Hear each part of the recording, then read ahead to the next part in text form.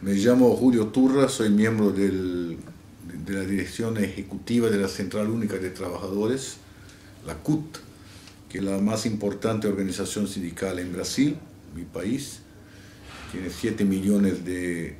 representados en los sindicatos afiliados a la CUT y que juega un rol importante en la organización de las luchas obreras en mi país. Venimos de una situación de elecciones generales en Brasil, que ocurrieron en el mes de octubre y noviembre, primera y segunda vuelta de elecciones presidenciales, elecciones para gobernadores de estado, Brasil es una federación, y también para diputados de los estados y a nivel federal. Y en esas elecciones, por la tercera vez consecutiva, después de 2 mandatos presidenciales de Lula, la candidata del PT, el PT por lo tanto a través de una candidata de esa vez, Dilma Rousseff, ha ganado las elecciones presidenciales. Mi organización y la gran mayoría de los sindicalistas de la CUT han apoyado la candidatura de Dilma, candidata del PT,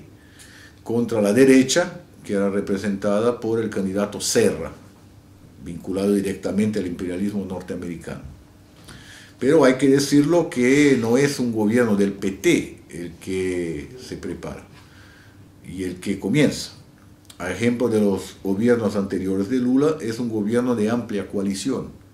que incluye incluso partidos de la burguesía brasileña, lo que obviamente pone problemas para el movimiento obrero, para la CUT, para los sindicatos, para sus reivindicaciones. Lula salió del gobierno con unos 80% de popularidad, pero si hacemos un balance serio del que fue el gobierno Lula, quedó muy por debajo de las expectativas que había generado su primera elección en 2002 en los sectores obreros, campesinos, el movimiento sin tierra, los estudiantes, porque no hubo avances en el plano de la reforma agraria, por ejemplo, que era un compromiso histórico del PT, ¿no? Tampoco en una legislación que garantizase la libertad y autonomía sindical. En Brasil continúa una estructura sindical vinculada al Estado, mismo que los sindicatos busquen trabajar de forma autónoma, independiente. La ley incluye un impuesto sindical, unicidad sindical, y cosas contra las cuales siempre la CUT combatió, y los 8 años de Lula no permitieron, por ejemplo, que el país firmara la Convención 87 de la OIT, y eso en función de las alianzas que fueron hechas con sectores de la burguesía, con sindicalistas pelegos, como decimos en Brasil, sería equivalente a charros en México, amarillos en otros países, que viven de esos subsidios gubernamentales, ¿no? De todo modo, la CUT apoyó la candidatura de Dilma sobre la base de su propia plataforma, adoptada en Congreso Nacional, que plantea una serie de puntos importantes. La nacionalización del petróleo,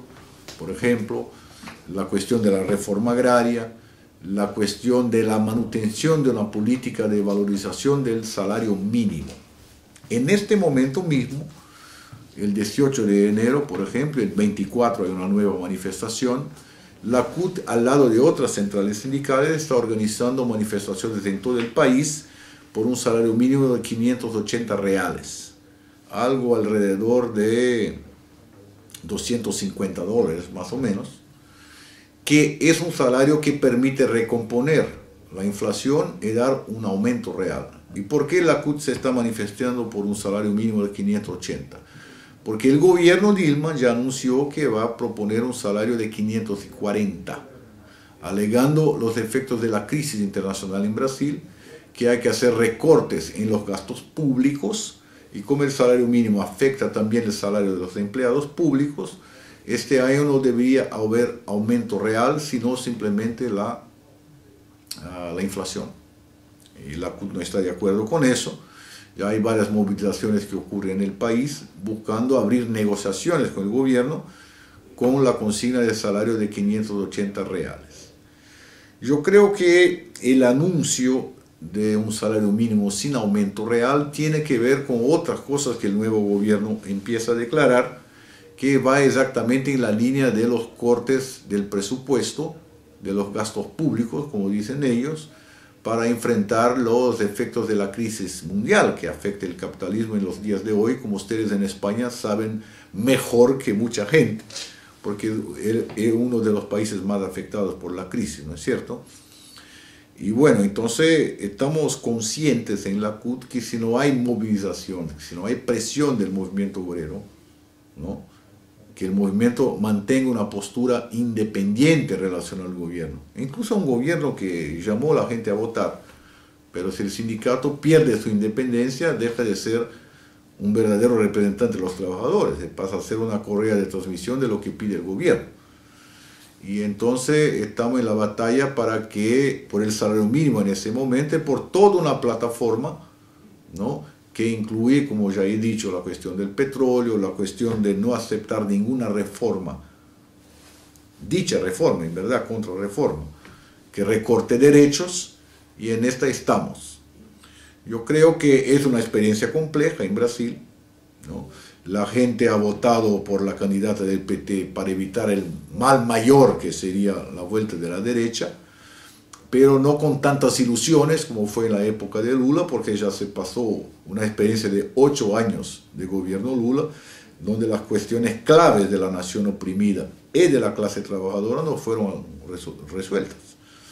Entonces estamos conscientes que es necesario, ¿no?, mantener la presión, organizarse de forma independiente y plantear la respuesta a nuestras reivindicaciones. Uno de los elementos que ahorita mismo gana actualidad, más actualidad todavía, es la presencia de las tropas brasileñas en Haití. Como ustedes saben, por pedido de Bush, es el Brasil que lidera la misión de estabilización de Haití, que es una misión militar, la MINUSTAH de la ONU, y que en verdad no estabilizó a nada. Desde 2004 hay tropas de la ONU en Haití, comandadas por generales brasileños, y ninguna institución del país fue reconstruida, mucho al contrario,